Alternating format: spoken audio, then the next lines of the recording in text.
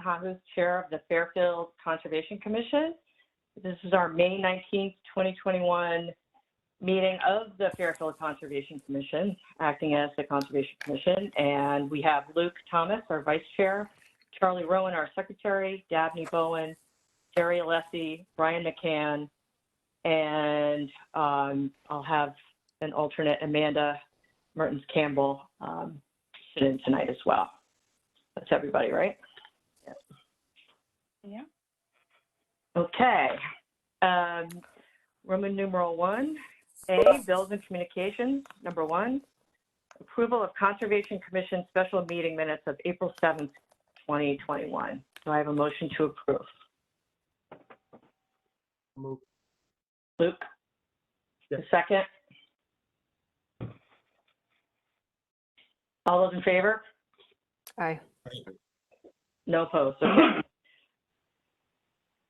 A2, approval of Secretary's bill for Conservation Commission special meeting April 7th, 2021. Motion to approve.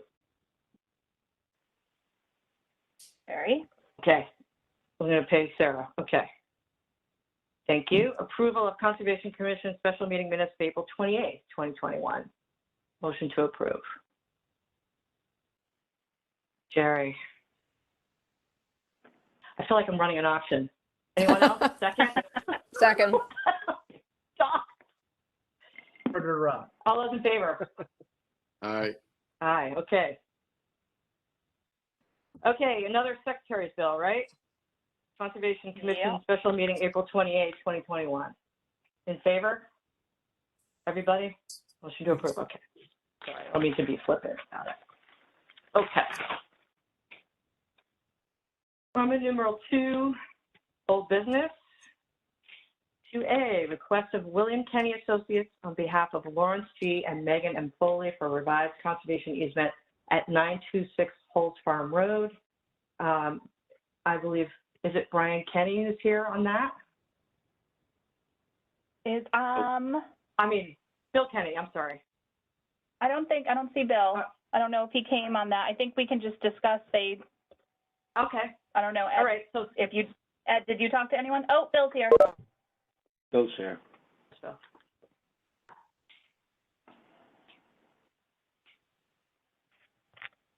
Mr. Kenny, you there?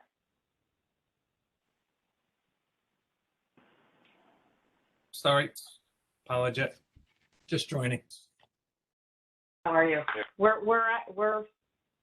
at you. Okay, I apologize. It's okay. Are you ready? You want us to give you a little time, or? We can jump right in. Okay.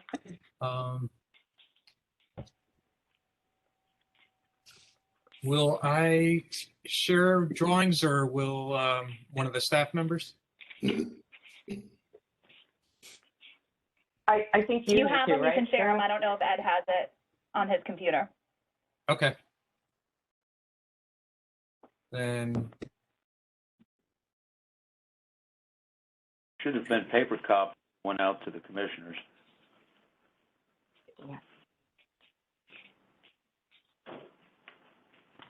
Okay, you should be able to share though, Bill, if you have it. okay.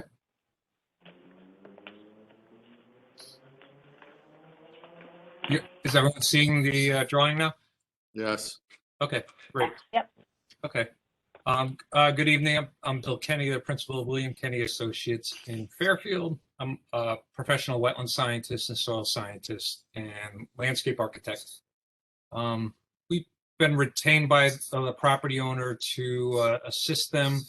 And initially, they asked us to get involved to help them deal with some severe erosion that occurred along the brook that extends and flows north to south through the central portion of the property. This property is 926 Holtz Farm Road, and Holtz Farm Road is to the right or to the south on this drawing. And you come in a long driveway. It's a rear lot. There's a house on the east side, central in the lot, sort of south central east. There's a detached garage, a small barn, an in-ground pool, and then you have great brook that flows through the property, as I mentioned, north to south. And for many years, there was a dam right along the southern property line in this area of the property. And that dam failed several years ago with a significant storm event. And now that has washed out. And the owner, there was also a significant amount of erosion to the stream banks that occurred at that time. So the pond no longer exists that existed there, and the pond had been in this general area. And the owner would like to stabilize the banks that have become eroded. We began a discussion with the staff, and at that time, Brian Carey, your former director, was working with us with regard to that. And we started, one of the discussion points was, of course, there's a conservation easement here. So in addition to obtaining a wetland permit, you need to gain an approval through the, in accordance with the requirements of the conservation easement. And then as we started to have that discussion, the next thing that jumps right out at you is that this easement, for some reason, no one thinks to know why, but the easement extends over a portion of the existing house and patio and a portion of the existing pool, and does not actually, and did not include the entire pond. But it's on this drawing, it's indicated by the light gray crosshatch, line crosshatch here, that checkered pattern of line work. So it extends north to south through the property. It doesn't include the entire stream, and it does include part of improvements on the property. So that's unusual. And so we started to talk about it, and for several reasons decided to, with the urging of the director, decided to propose an amendment to the easement. And certainly protection of the stream and the adjacent wetlands is very important, and the owner is has always been an important thing for the owner as well, and will continue to be. But when you have a stream like this that's so close to improvements, and the stream is going to require a higher level of maintenance or management than perhaps other types of wetland areas, we started to say, well, perhaps this isn't the greatest place for an easement, particularly when there's the wetland and watercourse regulations in effect to protect this stream and the adjacent wetland. Is the easement providing that much, the added level of protection, and is it that much added level of protection at this location that the easement's providing? Is it worth it when you consider how much more difficult it is for you as an agency and for this property owner to take care of their property and do things like stabilize the stream banks and so forth? So that was when, because it requires that the owner first approach you as the Conservation Commission to get an approval through in accordance with the conservation easement. And then it requires that the property owner then return to you as when you're acting as the wetland agency to obtain a wetland permit. So it was discussed and agreed with Brian Carey, the former director, that we would propose an easement in this northwestern corner of the property at the bottom of the page, in a forested area of the property that includes both wetlands and uplands. And a couple of benefits to that. One right off the is that if that area is only protected through the wetland and watercourse regulations, there's an exemption in those regulations that allow for agricultural use. And within that exemption or allowance, a property owner could come in and clear cut that without a permit. It would be an as of right activity. They would they'd need to get a determination from you that it was a legitimate farming activity. But my experience on many projects is that if they were clearing that for a pasture, that you as an agency would have to allow them to do that. So by putting an easement over this area, that takes away that potential for a clearing activity like that to occur. Now, in the easement's current location, you could say that there's still the agricultural exemption. However, it's not a forested area.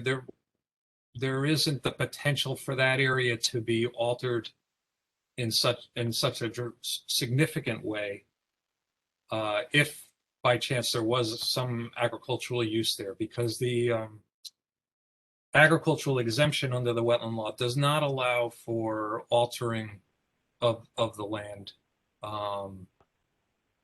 Well, they could, it does allow for ponds, but I'll tell you that the property owner is not interested in recreating a pond here. They just really, they want to help the stream as it's restoring itself.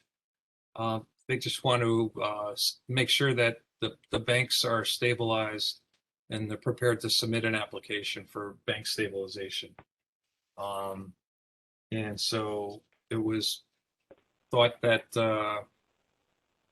one, remove the easement from the improvements such as the home, the pool, patio, and two, remove it from the stream itself so that management activities to that area can occur through your permitting process, but not have to go that extra step through the easement approval process.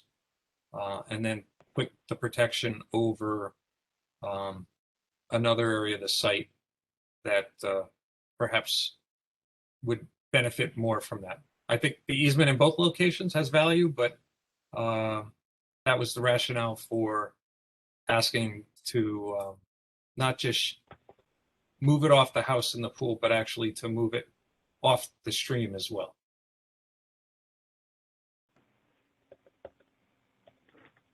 So,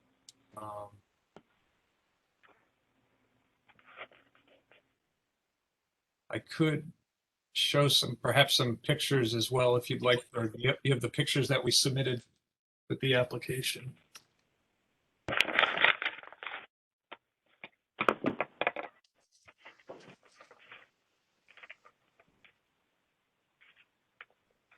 Are there any questions, or? Anyone have any questions? I have a question. It's can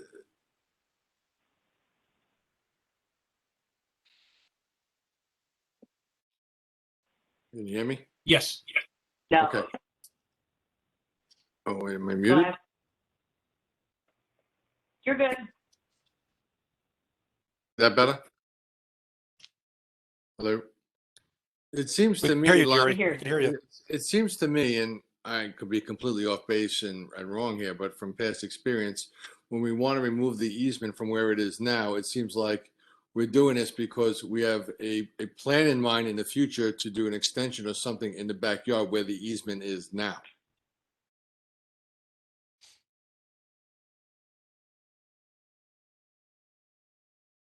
There is no plan immediately to change the house.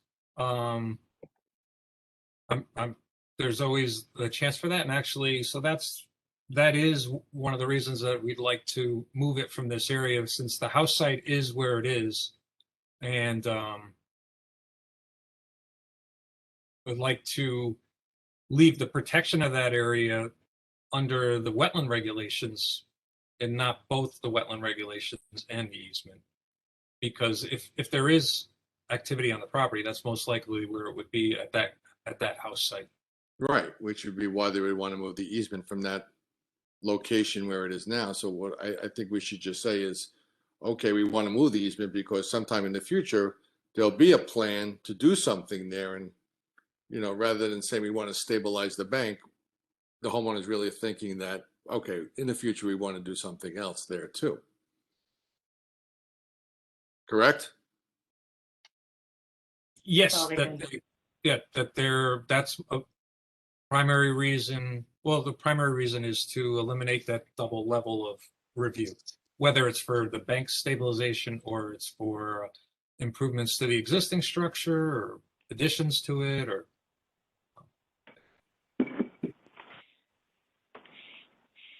But if the homeowner wasn't planning on bringing an application to do anything under an inland wetland permit application, and the homeowner mowed the lawn all the way to the bank or tried to channelize the stream, and there wasn't a conservation easement there, we would not have any leverage except to notice that it was happening and then do a cease and desist. We wouldn't have that easement protection. But you would still have the protection of your regulations.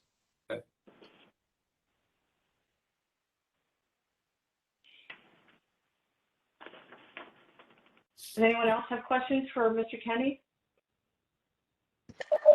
I have a question.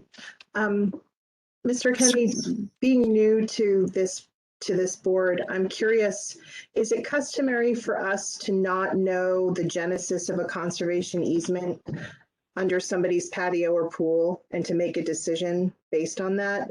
I'm troubled a bit by not understanding why the conservation easement was there to begin with, and did they subsequently build on top of the conservation easement, I guess is what I'm trying to understand. Right. That house certainly existed before the easement was established. And I have to say, all I could think it was a drafting error. There was a submission by a former director of the Conservation Department. Did you see that, Amanda?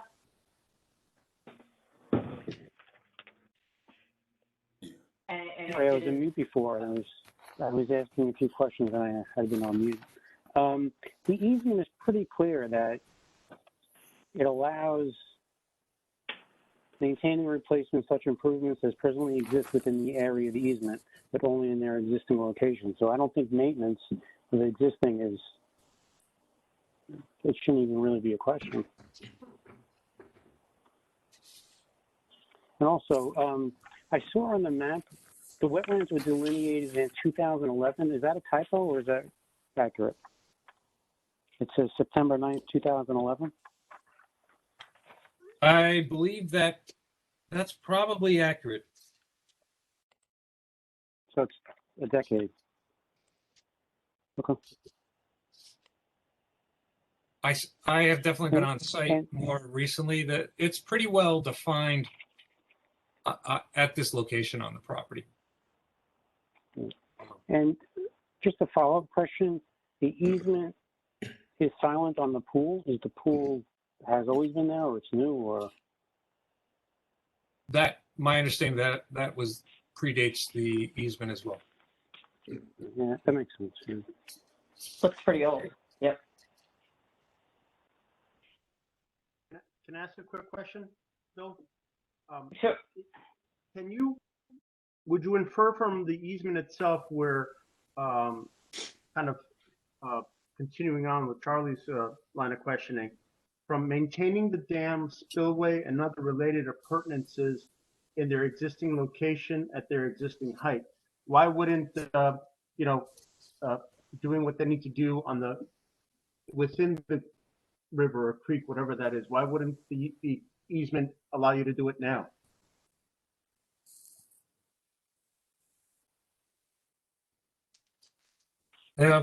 Well, I think that a lot of these easements are open to so much interpretation that I find that you have to still come back to the board for certain things, for many things, I should say, in order to ensure that you're comfortable that what's being proposed is in compliance with the easement.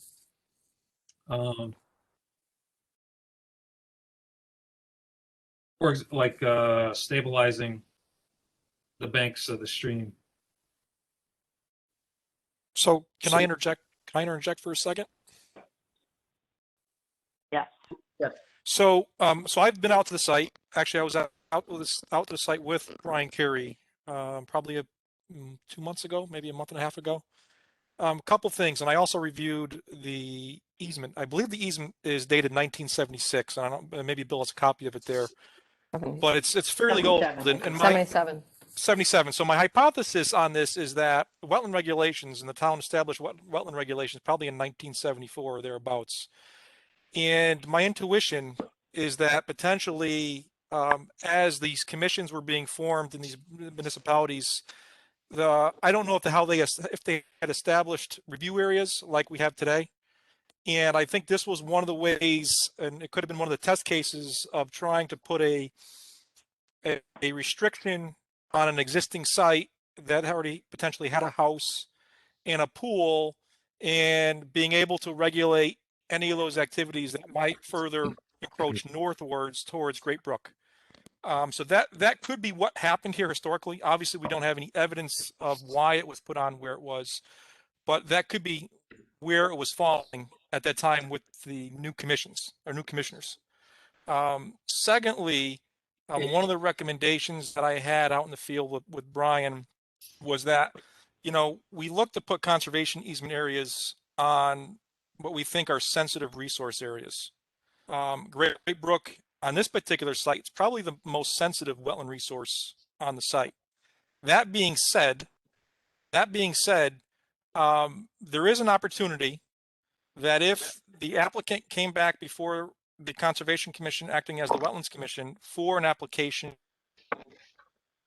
to bank restoration measures, because I don't believe the bank restoration measures actually fit the requirements of the existing easement. I don't sure if they would be considered maintenance activities. From what I saw on the plan that was shown to me in the field, and it was a draft plan that Mr. Kenny had come up with, there's going to be some grading involved with the banks. There's going to be placement of boulders, potentially wood structures, et cetera, to help stabilize the bank. I don't know if that would be constitute maintenance in a sense of removing invasive species, cutting shrubs, mowing lawn, et cetera. So the commission would have to determine whether we're stretching the language to say that a bank restoration or stream restoration project is considered maintenance for a project.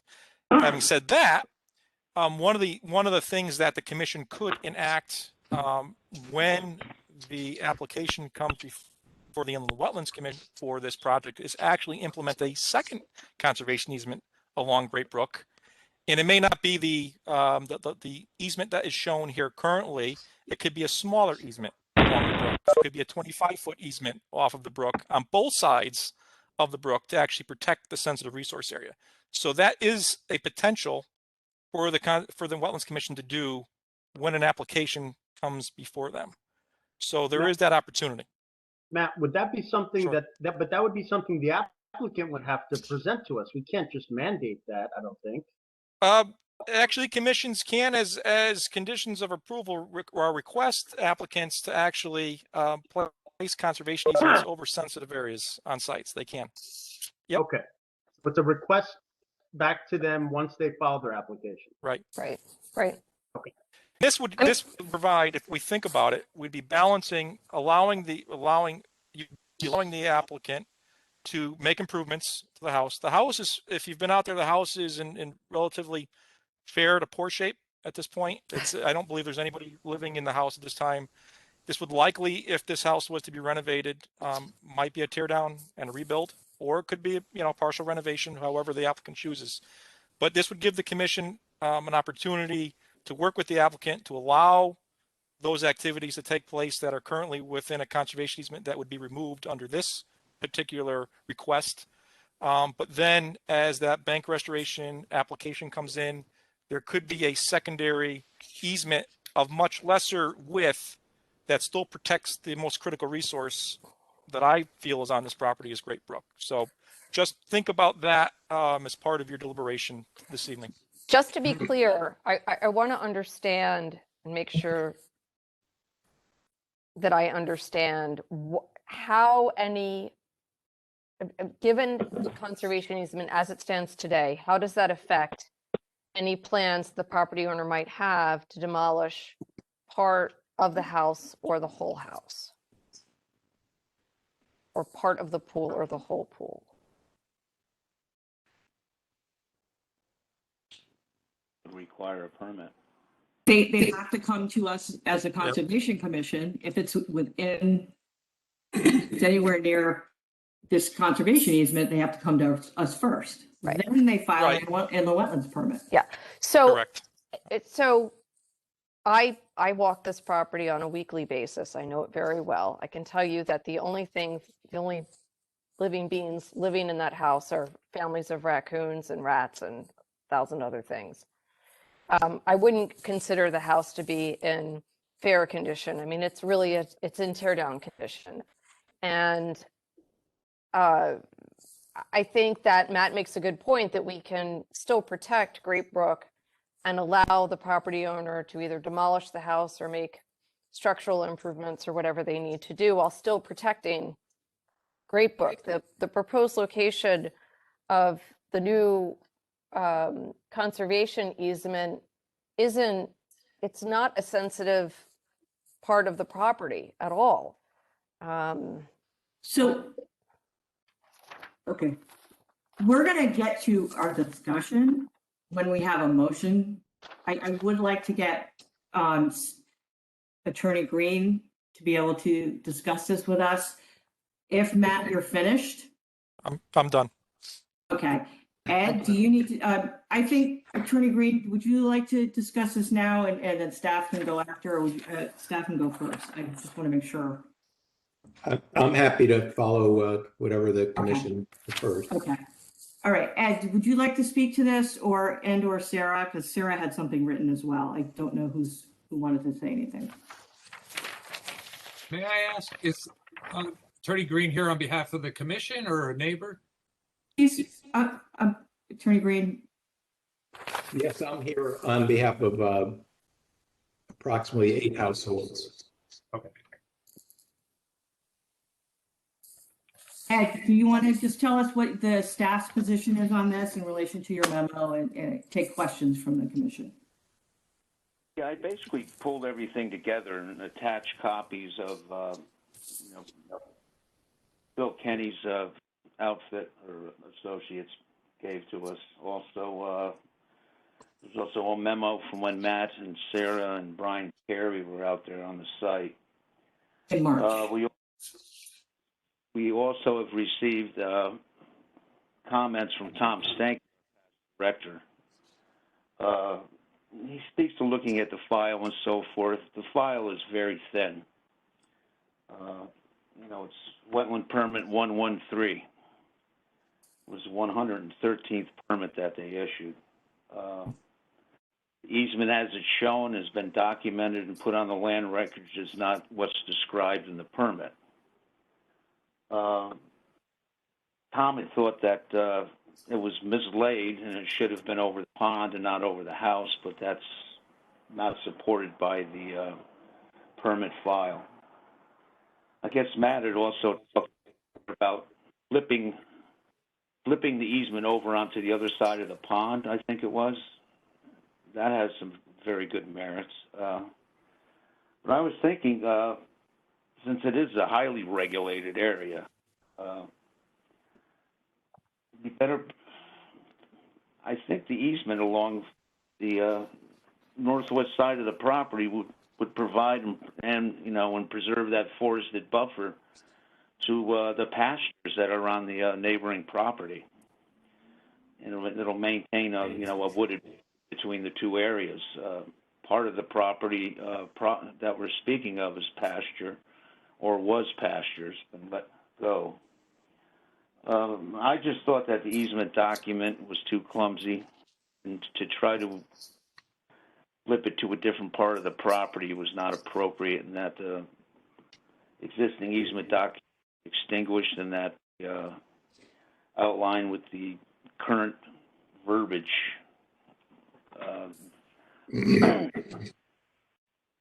But to protect the brook. Is that what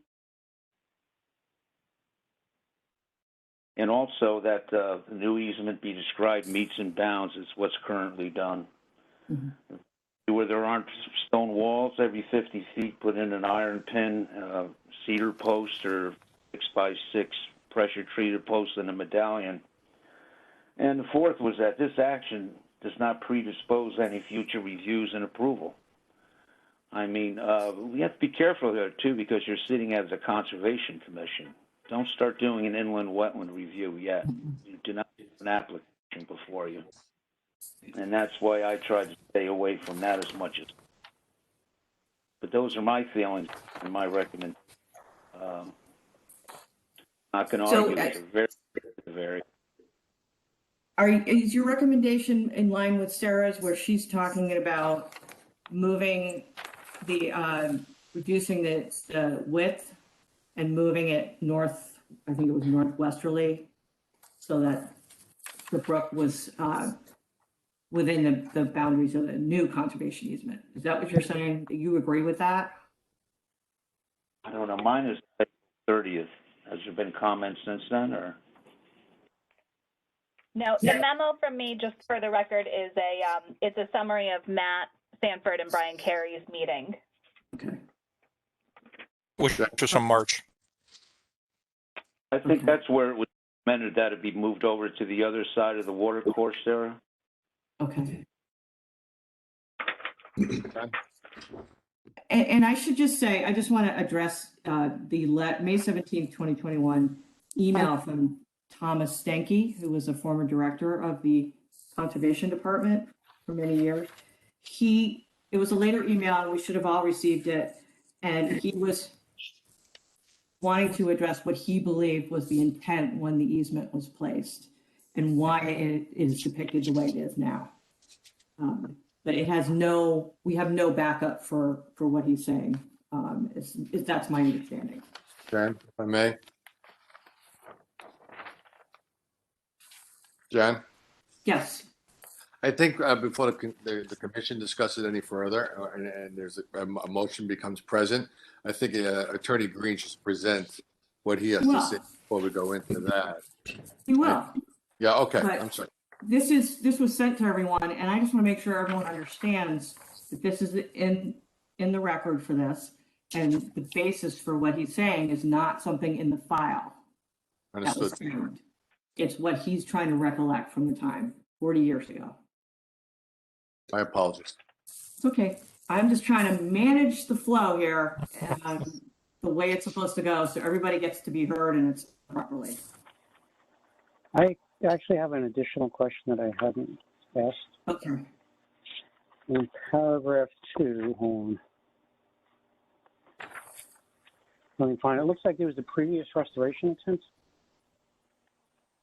Charlie, can you speak up a little bit? And who are you asking? Are you asking Ed a question? I'm sorry. Bill Kenny a question? No, it was the staff. Okay. Sarah, it looks like there was a previous, it said it appears that repairs have been attempted in the past by placing dumped boulders and landscape. So some work has been done, but that also goes to the point that,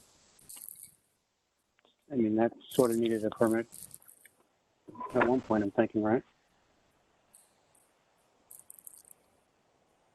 Do you guys hear me?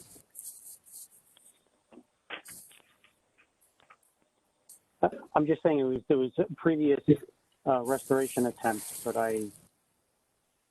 was it permitted? Was it a staff permit? Was it something that's considered under the easement that's allowable? There was some expedient repairs done to that dam by the Schneider family. That was after the husband passed away, and I believe shortly thereafter, she was put into convalescent home, I guess. And upon her passing, it went to the Tuller School, I think. Don't quote me on the name of the school. And then the school sold it. They did a remediation on the oil tank under staff review, I believe it was. The work that was done to the dam wasn't that significant. There had been some dredging done right around the dam. when it occurred, how it occurred was almost impossible to ascertain. There were some pictures supposedly taken by Tom Stanky. I spent over a year looking for them. I couldn't find them, so I couldn't substantiate the violation out there. So it wasn't followed through on. Obviously, repairs done to the dam didn't work. Right. That's why we urge that it's done under the supervision of an engineer. Anyone else have questions for staff? Okay. Attorney Green? Thank you, Madam Chair, members of the commission, staff. My name is Joel Green. I practice law in Bridgeport with the law offices of Green and Gross. It's my pleasure to appear before you this evening on behalf of Kim and Chris Hine of 912 Hulls Farm Road, Jill and Laszlo Barini of 900 Hulls Farm Road, Celia and Albert Heggie of 750 Hulls Farm Road, Pina Ferlisi and Mario Fontana of 990 Hulls Farm Road. In addition, I'm authorized to express the concerns of Elizabeth and Justin Bechtold of 540 Hulls Farm Road, Tom and Robin Charon of 1170 Hulls Farm Road, and Lucia and Juan Pablo Mejia of 1140 Hulls Farm Road. All of these properties abut or are in the vicinity of the property. And everyone I've mentioned has significant concerns regarding this application. And honestly, I found everything a bit confusing. There seems to be something that doesn't quite square up here. But based on the sort of the comments and commissions, I don't think I missed anything. I think this doesn't really add up. And I guess the first step, and I know there have been some questions and comments, is how did we get here? And obviously, the primary intended purpose and the ongoing purpose is to protect Great Brook. Once again, there was that mention in Mr. Stanky's letter that maybe the magic marker was kind of thick on the large scale drawing, and maybe that was poorly interpreted on some drawings. And it's kind of interesting, time moves on. But so, apparently the easement has shifted to the east. It obviously doesn't meet fully the original intention of the parties, but the request is kind of, it's kind of odd, because in the Mr. Kenny's letter, he states that in the second paragraph, the applicant proposes to modify the easement so that it does not extend over existing structures. Well, I get that, but then this proposal really serves to, as I know you recognize based on your comments, really moves the entire easement area. It enlarges it slightly, but it moves it some 400 feet away or more. And it's kind of an odd swap, because first of all, a lot of the substituted area is in designated wetlands. Most of it is in upland review area. So it's not like anything dramatic can happen, but even beyond that, I mean, obviously there would be a review by inland wetlands for anything to happen over on that boundary line. I should note that there's a 50-foot setback under zoning regulations if anything could ever be built there, which, obviously I think the wetlands are prohibitive of an actual development there, but there is a 50-foot setback under the zoning regulations. It's in a flood zone, and it's sort of odd for the applicant to present that the threat is that if the applicant chooses to farm, he could cut down trees there.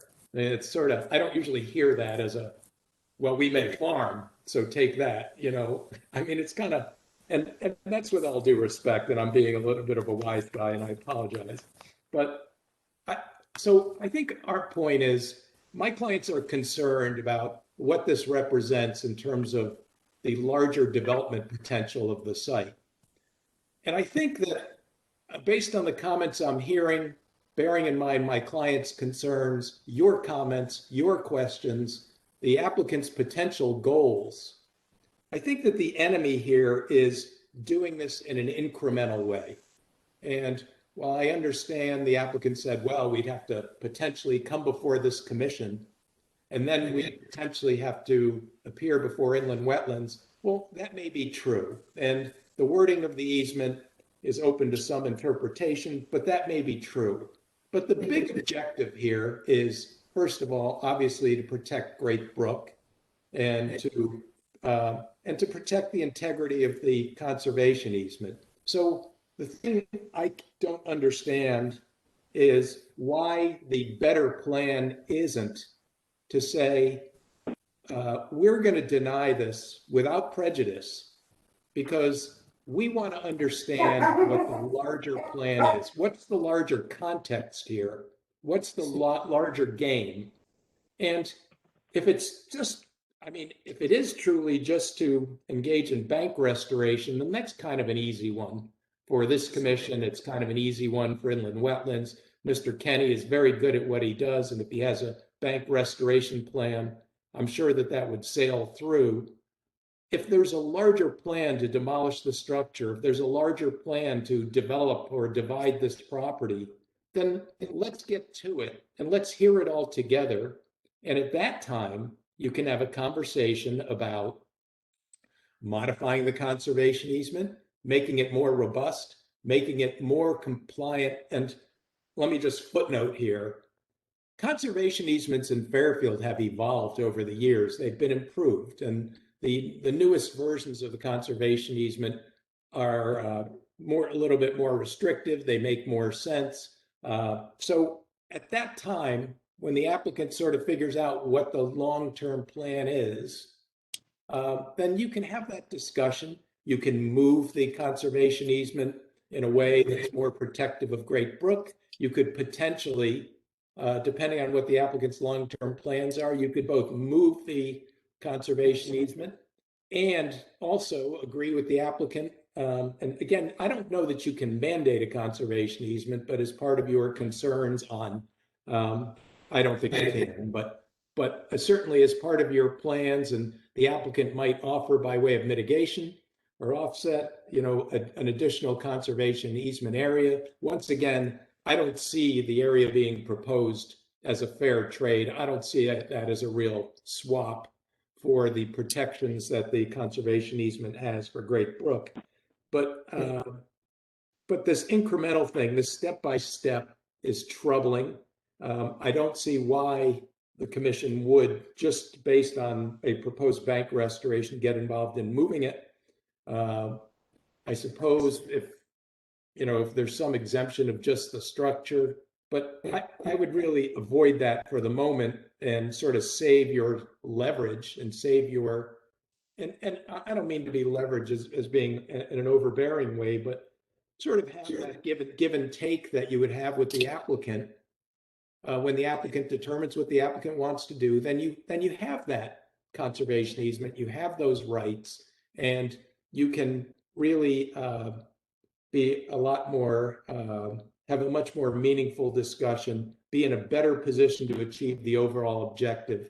And I really don't think, once again, that this puts the applicant at a disadvantage necessarily. And, my clients understand that everyone has the rights to develop and use their property, but obviously, as this commission recognizes, and in your inland wetlands capacity, you have to do so in a way that respects the air, water, and natural resources. So we're here to ask the commission to deny this without prejudice. And we look forward to having a neighborly dialogue with the owners as to what their plans are going forward, and to having expressing our concerns, hearing their plans, and working together cooperatively to achieve an objective that serves the owner, that serves the neighborhood, and certainly serves the concerns of this commission. And I really want to thank you for this opportunity and for your patience. I'm happy to answer any questions.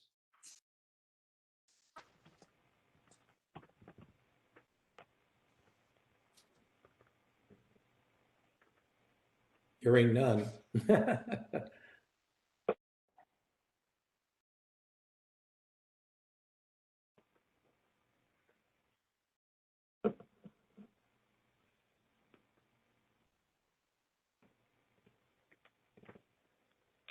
Sorry about that. Mr. Kenny, did you want to say anything else? Yes, that'd be great. I think that Attorney Green brought up a couple of good points, mentioning the age of the easement and how the easements have changed over time. And I think perhaps Matt mentioned that earlier as well. And at this location, I'm not sure how much that easement really isn't providing that much extra protection, maybe any meaningful protection beyond your regulations today. The easement allows the property owner to mow the lawn right up to the edge of the brook. It allows mowing, gardening, where the easement in the other location. So the brook is well protected with your regulations. Above the easement, a new proposal, you could restrict mowing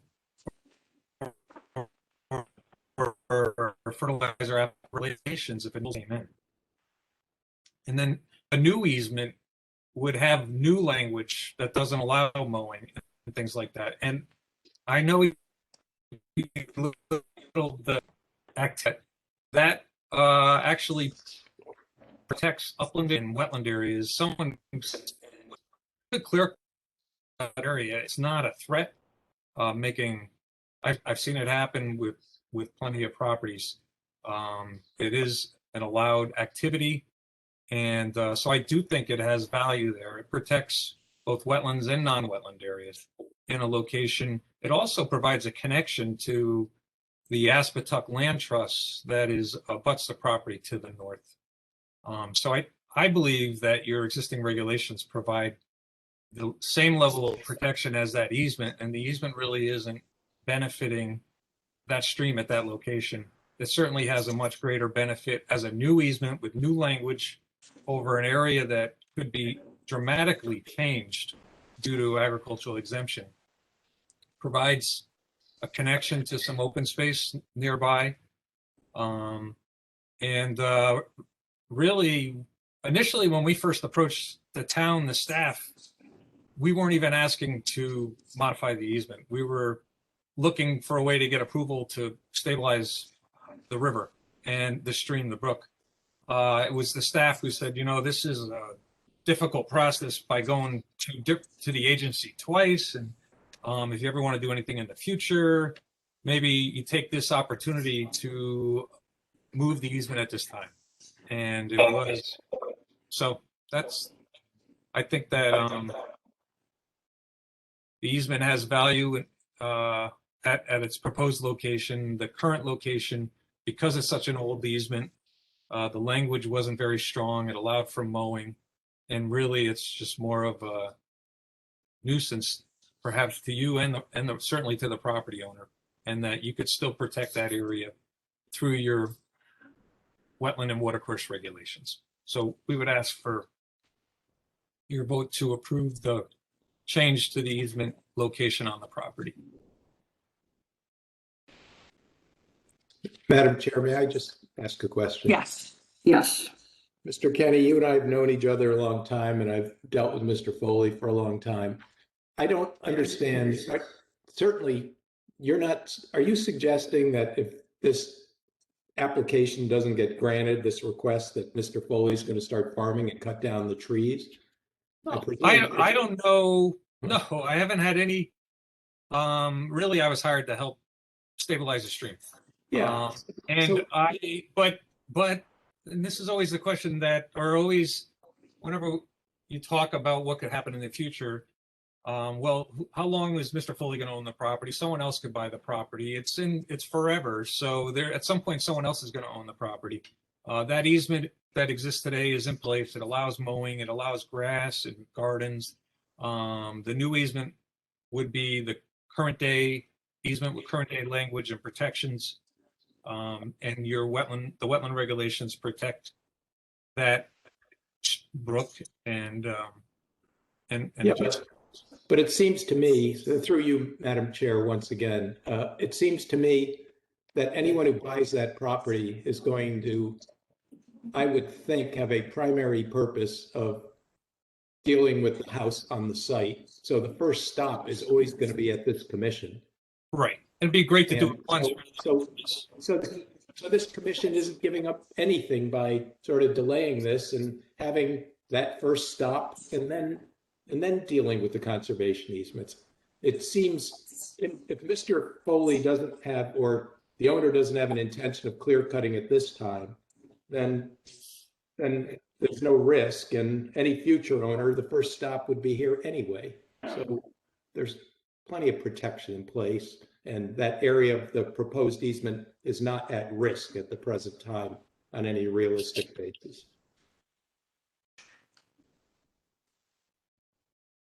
Okay, thank you. Thank you. Unless there's anything else the commissioner want to ask, I'd like to hear a motion so we can start discussion. I have one random question. Is there a conservation easement on Sherwood Lane? Who has rights of egress on that lane? Does anybody My know? understanding is that that's owned by the town. I can answer that if you'd like. Yeah. It's technically a right of way.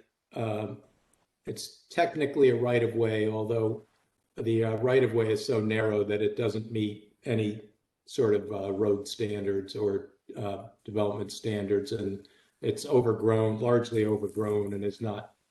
It doesn't really, through its length, does not really provide ingress and egress, as you can see when you. I know you've walked it. Yeah. So. So it cannot be improved, or it can be improved? I think in its present state, it's so narrow in points that it would be implausible and probably ill-advised to improve it. But there are connecting properties over which access could be explored, but that's obviously of great concern as well. Yeah. I'm just trying to figure out why it's important for the Foleys to move the conservation easement to the other location if the intent is truly to protect Great Brook. It just doesn't make sense to me.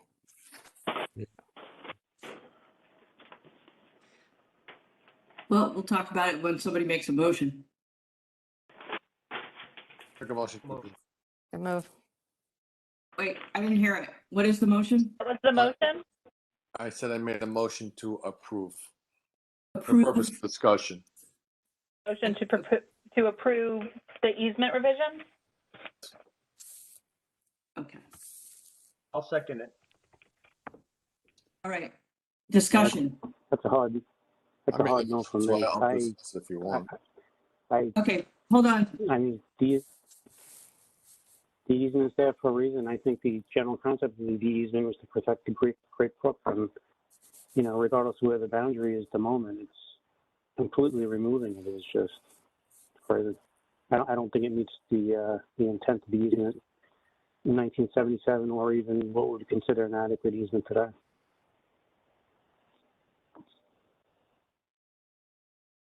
Hey, Luke or Jerry, did you want to say something? Yeah, I made the motion to approve for the purpose of discussion, but I will not postpone its application, which was in my original question in the presentation was, as Dabney brought up a good point, was that it's uninhabitable, this house.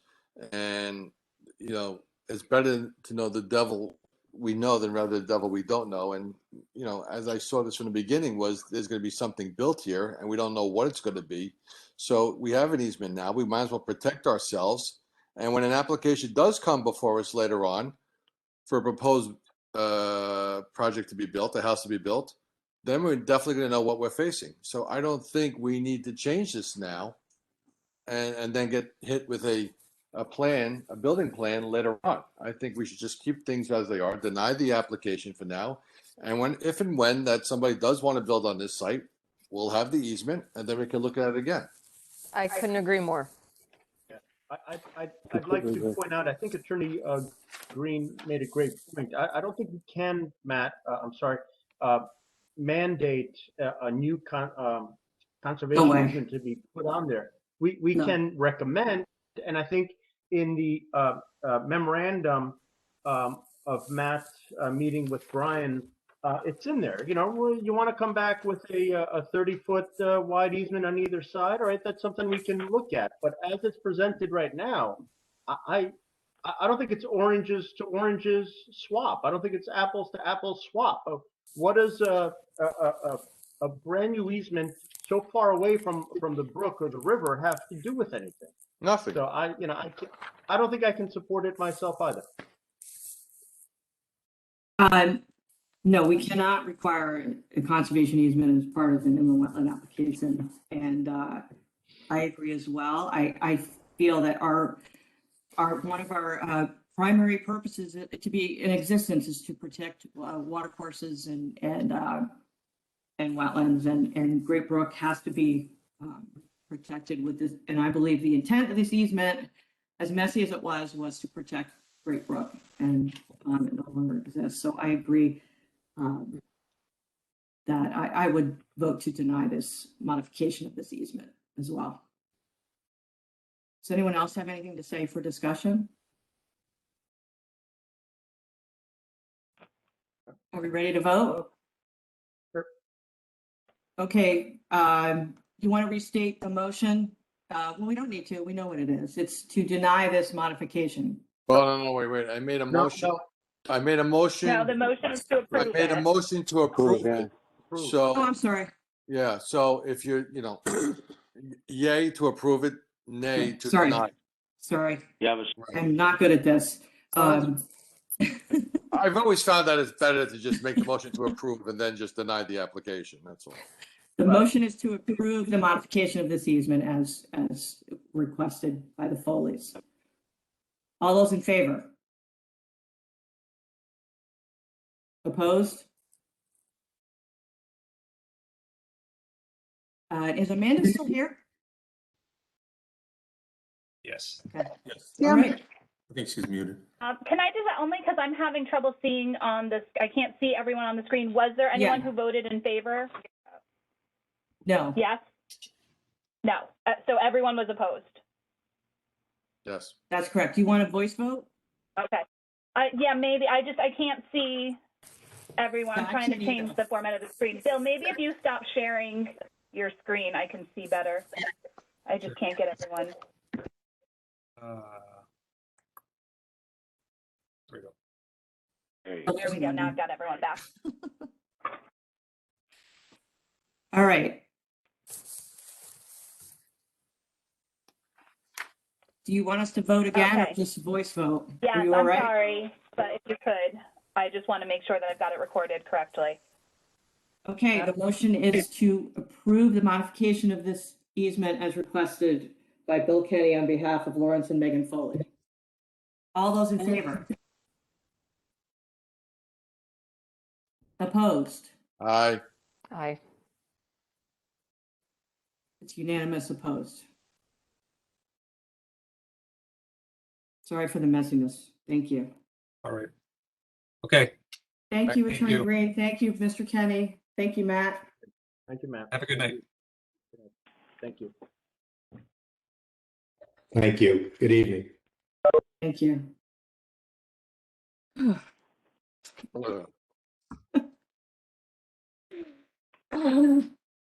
Okay, we're still on old business, Roman numeral 2B, search committee for hiring a new conservation director. That would be great. We met this morning with Patty Dwyer from SLR, who reviewed many very qualified applicants and with us, and we are moving forward to the interview phase very quickly. And so I thought things are moving along really well, and it looks like some really excellent people are applying for the job. So, right, Dabney? Yes. I was surprised. We have a nice pool to choose from. Yeah. So it's moving along. Patty's doing a great job, and everybody. So, okay. And Roman numeral 2C, the deep notice of tentative determination to approve an application for consumptive diversion of water permit and notice of informational hearing by Aquarian Water. And Matt, you were going to talk a little bit about what happened. Yeah, just going to give a quick update. So Jennifer and I, on May 6th, had to provide testimony for the hearing for this particular subject matter. That hearing was then closed on May 6th. However, under the guidelines, the evidentiary first. So there's still opportunities for evidentiary records to be submitted up until June 1st. The public comment period ended on May 15th, but could be extended until May 21st. I am not sure if it has been extended to May 21st, which would be in 2 days.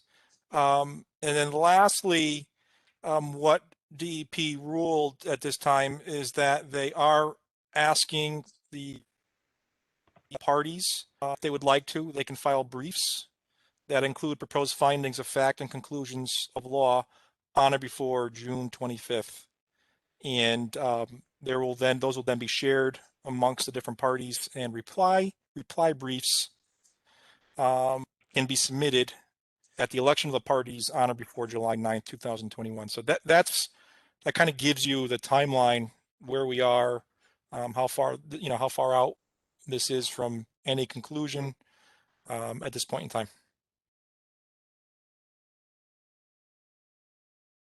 Very interesting. A lot of lawyering going on. Matt got grilled pretty good. Yes, we did. Okay. Any questions on that, anybody? It's all on the record. It's all on the Deep website if you want to listen to it as well. All right, moving on to new business, Roman numeral 3A, TPZ referral, subdivision open space set aside, 2780 Reading Road. And I believe that was Attorney Fallon. I don't know if he's here. Sarah, is anybody here on that? Ed, so this was, Ed reviewed it. We had done an IWP on it a few months ago, I think. So it's already been before the Inland Wetland Agency. So this was just for their, the open space set aside. So Ed reviewed it for this. Ed, did you have anything? Well, it's just my memo. It's a 5-acre property on the east side of Reading Road. A portion of the property extends down to Brett Road. 5 acres, approximately 2 acres is delineated by a stone wall. It's been being designated as conservation easement under the IWP, the Inland Wetlands Permit. Verbiage in that permit requires that this parcel being offered as open space set aside is to be included in that easement. That's not shown on the plan. I guess it would have to come in on the final plan prior for approval. I examined the area, and it's basically a drainage corridor. It comes down along draining north to south along the east side of the property. It's fairly well delineated by a stone wall. This drains down to and into storm sewer on Brett Road. The parcel in question, the majority of its wetlands. It's maintained now as either wet meadow or wet lawn. There's also a very large compost pile on the property that extends into the wetland and is interfering with the drainage coming down to Brett Road. Value for open space is to be isolated. It's all wetlands, so there's no public access that would, other than looking at it from the street. I'd recommend that a fee in lieu of be recommended to the Town Plan and Zoning Commission.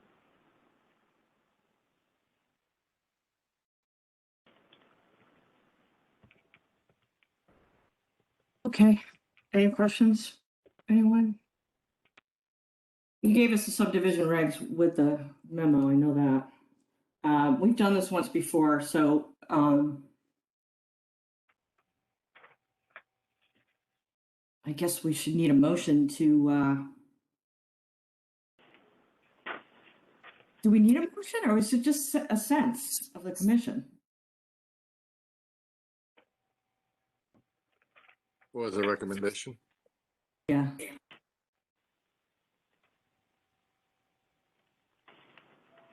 I think we had a motion the last time. I think we need one, a motion to either set aside as open space as requested or require a fee in lieu of. And what's the recommendation to keep it as open space? No, No, the fee in lieu. In lieu. I make a motion to request the fee in lieu of the open space. I'll second. discussion?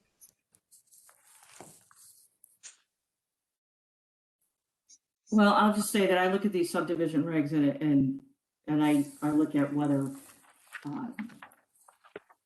the property that's being offered as open space is really going to be all around value to the town and to town residents. And having a private subdivision, you know, in a part of town that no one's going to go to, and basically it's just, it benefits the homeowner, not any of the town residents or the environment to that extent. Right. So I, as far as voting, would certainly vote in favor of fee in lieu of. Anyone else want to say anything before we vote?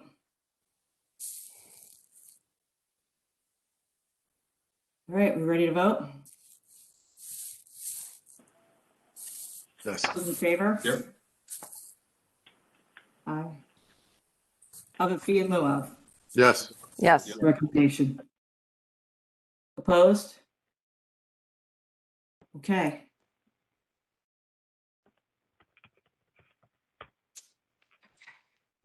New business.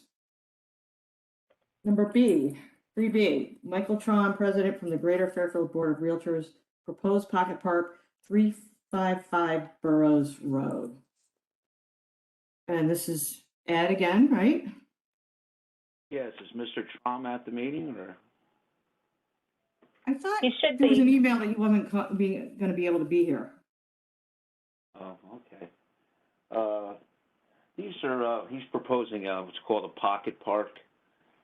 One was, as he outlined in his email or proposal, there was one over on Reef Road, over by Oldfield. There was also one done down at Ward Open Space on Turney Creek. Can you hear me? Installed. Oh, Excuse me? Who's Can that? you hear me? I Can I think be that heard? was Mr. Trom. Okay, I'm just confirming that I can be heard. I heard on mute. I'm not quite sure. I'm in Kentucky, so far away. Hi. So I'm sorry. Go ahead, please. And there's another pocket park was over on, I guess, Wilson Street, and I forget the other side street. That's proposed by Mr. Trom. This park itself would be inside the town property, not highly visible from the road. I think it would be an attractive nuisance. It's also very close proximity to the wetlands. This property, majority of it is wetlands. I would make a recommendation such the pocket park should be as the other ones are. It's on the side of the road, which have much less impact on the wetlands on the property or even the entire interior buffer areas to the wetland. Would also be much easier to maintain and would be visible to passing traffic. There is an area alongside the road, I think, that could be made available for this purpose. That would be my recommendation. You mean right, very close to what Mr. Trom is proposing on Burroughs, right there? To be on the same lot. Okay. Do you know where this is, or does everybody? Yeah, I was there today. Yeah. Great.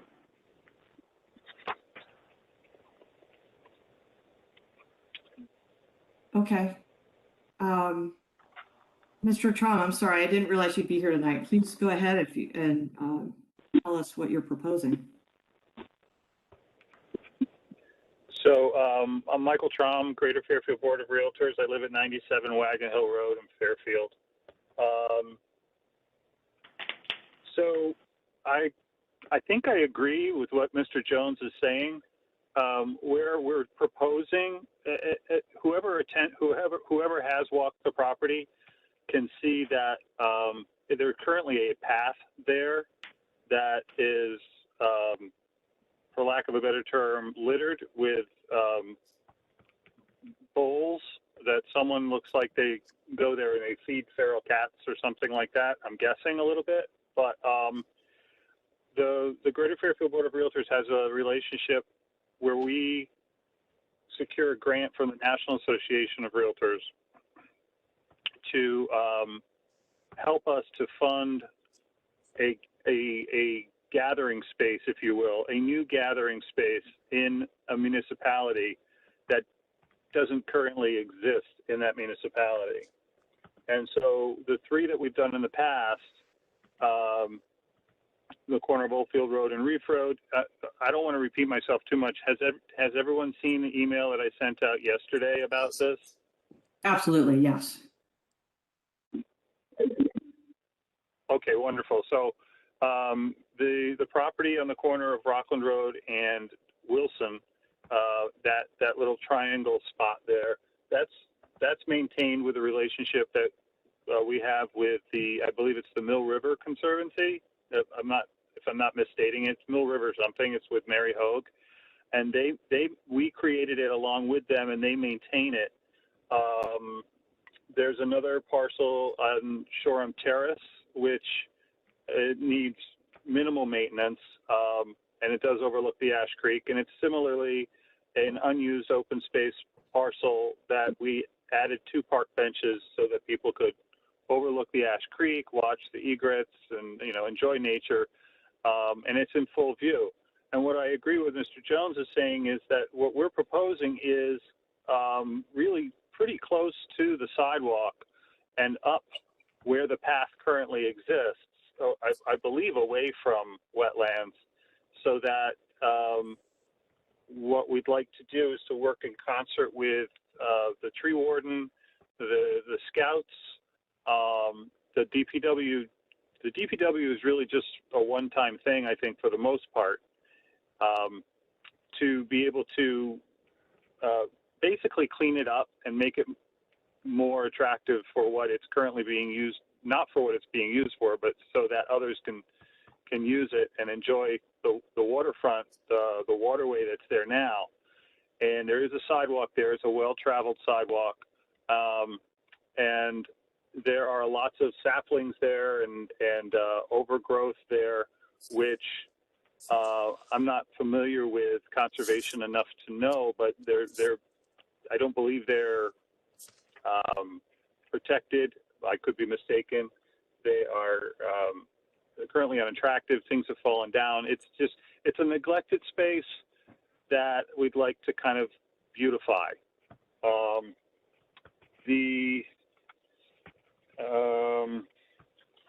Sorry, I had to pull over. We can all cross it off our bucket list that we had a conservation meeting with someone in a car on I-24 in Kentucky. And I think it would add value to the town, which is really the goal. And if it doesn't add value to the town, then NAR, National Association of Realtors, won't approve it.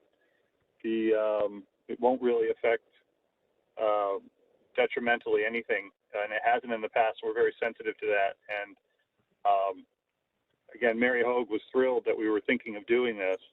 And when I hear that she's on board with something in conservation, I get excited. So that's it, and I'm happy to answer any questions. So I have a question. Is the recommendation I guess. Sorry. I was going to just ask, is the recommendation to keep the plan as it is or to make a change to the plan? My recommendation Well, the would plan be to, is kind of a fluid thing. It's just me kind of sketching along. We wouldn't create any kind of hardscape.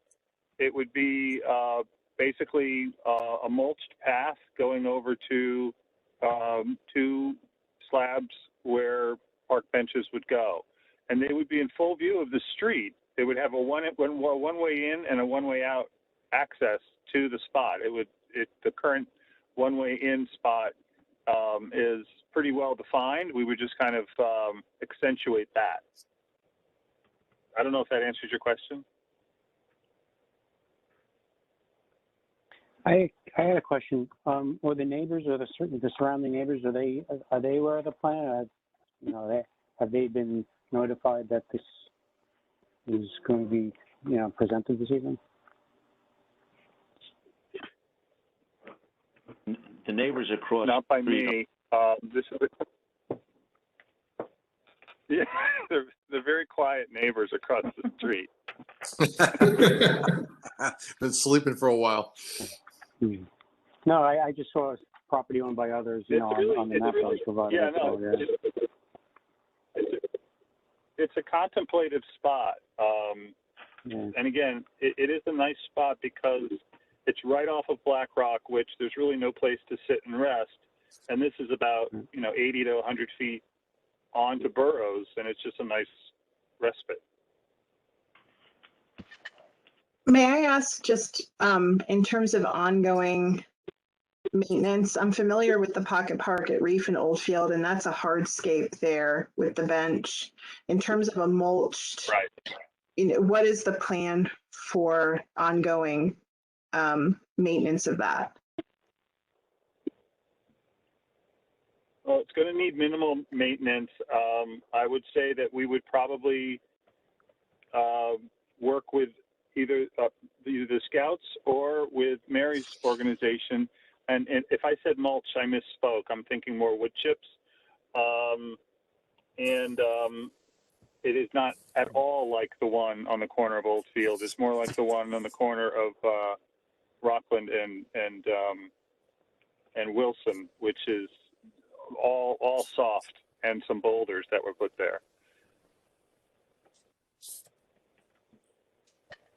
So it'll be ongoing. I think from time to time it would need some. Right. Yeah, exactly. And that's private. Jim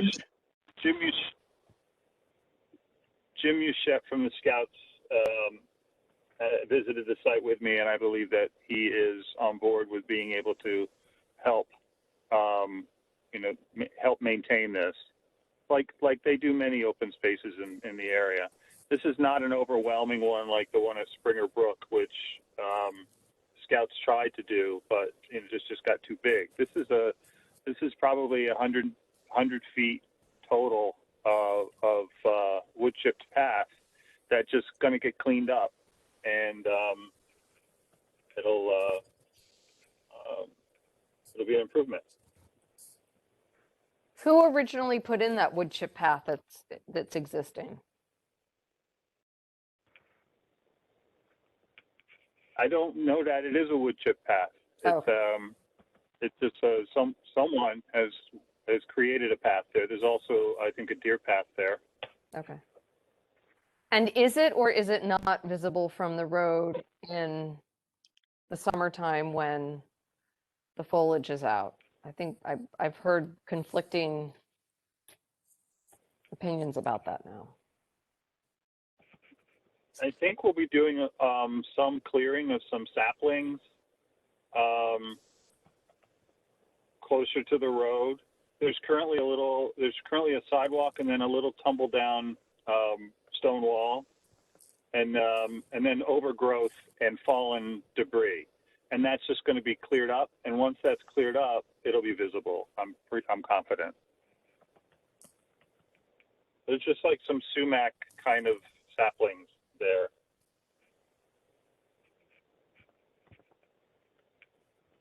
And would the maintenance of that Pocket Park I would love to have a site visit with him. Would the it's all right. Would the maintenance of not just the Pocket Park but the area, the woodlands surrounding it, would that include maintenance of invasive species? I don't know the answer to that.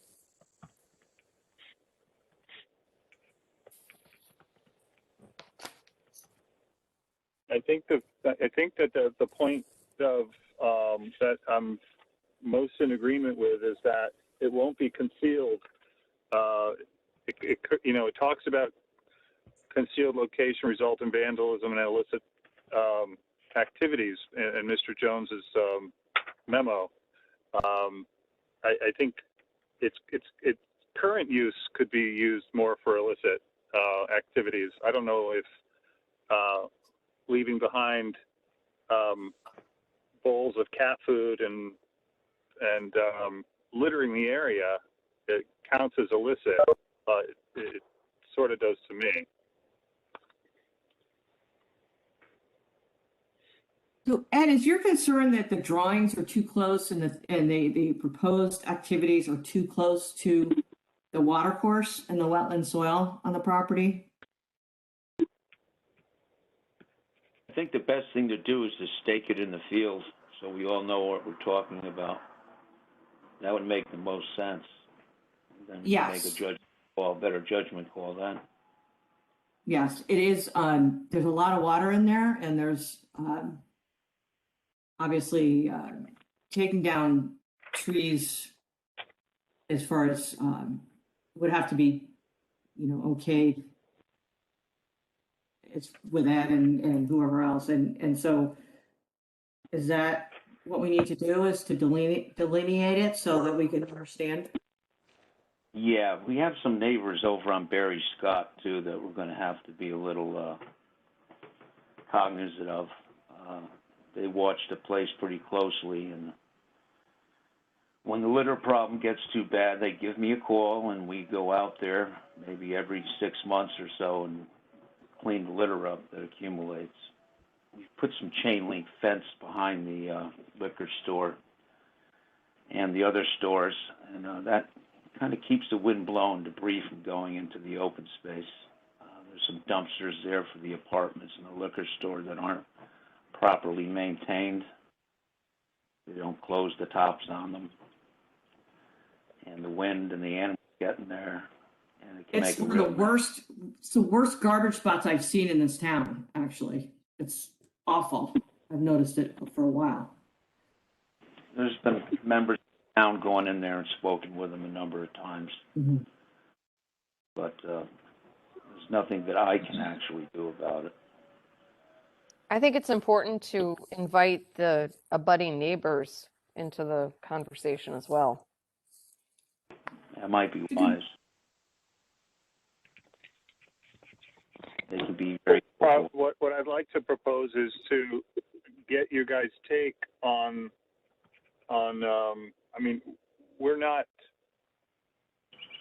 committed to the location of the benches at all without a conversation. So if one or all want to meet me there, I know that's really difficult, to view the site and to weigh in as to where the location of benches would be acceptable. I'm not Bill Kenny. I can't create anything much better than what I sent you. That's about the, if I could put stick figures in there, I would, but that's just not, that's above my artistic ability. My proposal, so that's what I'd like. I'd like to show what I'm trying to propose here. The issue is we can't do anything without a noticed hearing on an agenda to meet there altogether. We're supposed to meet and notice, we can't all just go and talk to you without everyone having the opportunity to go and talk to you as part of public notice. Several of us did drive by, though, I think, is just to make that clear. Oh, yeah, I was there today. We can all go individually. Yeah, exactly. So just for the gentleman on the telephone, just so you know, several of us did go look at the site. And And can you I was reading. I'm sorry. I was wondering if you can envision what we're trying to achieve here. Yeah, I asked a question, and I'm remiss for not saying at the outset that the intent of the proposal and the plan, I'm grateful for. I think it's good for the town. The intent here to improve with I'm a big fan of pocket parks, and so please don't take from the questions anything other than gratitude and an opinion that this is a benefit to the town. I think. Yeah, that's all I have to say, but just wanted to make that clear. Yes, and everything they've done is beautiful, absolutely beautiful. I would absolutely agree with that. Benefit us to ask to table this until our next meeting to give people time to either look at it or delineate it, to go and maybe talk to the tree warden if we have to, those things. Would it be, Madam Chair, something we can vote to table this for a month or so? No, I would agree, and I think Ed and Mr. Trom could work out a lot of these details before we bring this up again, and it could be all wrapped up, and we could all go and look, definitely. And Michael, why don't we meet out there with Mary Hogue, and we can take a proposal. I can give you some feedback on the site. Can you hear me, or? Sure. Okay. Sure, sounds like a plan. Sorry to delay it a little bit further, but I think it would be helpful. Michael, was that the Mill River Wetland Association that you were referring to earlier? I believe so. I get my Mill Rivers mixed up. That's okay. I'm almost certain Mary's on the board of that organization. Yeah. Well, I think it's definitely worth our taking a really good look at it. And Ed, that would be great if you could meet with Mr. Trom and flesh it out further. That would be wonderful. I appreciate that. Thank you for your patience, Mr. Trom. All right. Thank you all. Appreciate it. Ed, we'll connect next week. Enough. All right. Thank you, everybody. Thank you for all the work that you do. Drive safe. Okay, so Well, we need a motion to table this agenda item. I move that we table this agenda item until it's, better vetted to come before us. Do we have a second? Discussion. I think it's a great idea. I'll second. Oh, what was that? I just wanted to say, I think it's a great idea. I think it just needs to be presented to us in a little bit more information. Yeah. All right, so we voted. Everyone's in favor of tabling, correct? Okay. All right, Roman numeral 4, informational conservation crew work summary. Well, we've been working on a few things. Everybody's noticed down at Field Mills, we started a millstone display. It's a pedestal with rock pavers around it. It's still in progress, but hopefully we'll have some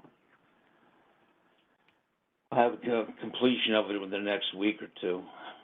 I'm sorry, Ed, where was that? Penfield Mills. It's over by the South Benson. I know there's been a lot of inquiries about it. People think it's a drainage structure.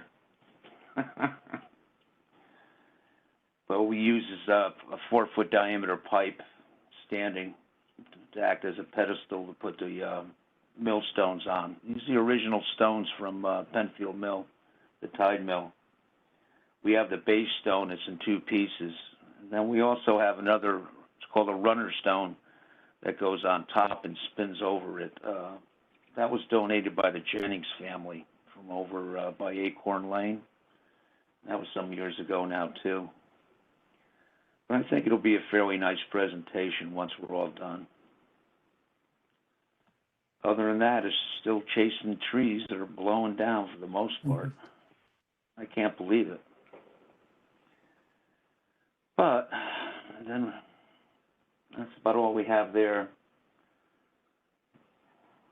that I can catch you up on. Okay. Any Does questions? anyone have anything they want to ask Ed about what they see around town or anything? They don't. Okay. I just want to say for the record, I think Jerry got off the WebEx, but has called in so he can still hear everything, just so you guys know. Okay. All right, Roman numeral 5, other commemorative tree planting on open space areas.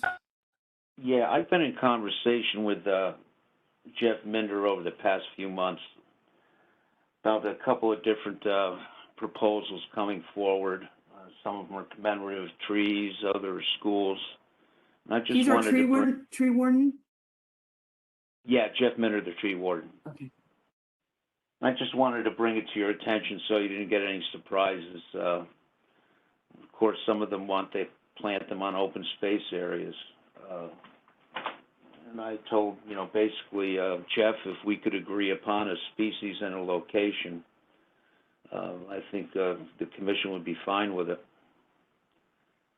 Did I have the right sense of that, or? So every time someone wants to plant a tree, we need to have it on our agenda? No, that's That why would I be put it on horrible. the whole program. Just leave it in my hands, I guess. And if there's an issue with one or somebody has a problem with it, they can always take that to the commission. But I just wanted to make sure you were aware that there's a couple different programs going on, and that's planted. If there's any coverage in the press or something, I didn't want you to be caught blindsided. That's about it. There's no real contention or anything at this point, so I don't foresee any. That sounds good to me. Okay. Any other? All right, motion to adjourn? Second. All those in favor? I'll make the motion. I think we're adjourned. Thank you very much, everyone, for your time. I apologize for my inability to do this very well, but Your input is invalid. That's not my take on it, Jennifer. So okay. Thanks. A little positive Thanks, reinforcement. Jen. Thank you. Yes, you're doing great. Thanks. Thanks for being here. Thank you, Matt. Thank you, Ed. thank you. Thank you, Sarah. All right. Good night. Thank you. Thank you. Okay, good night.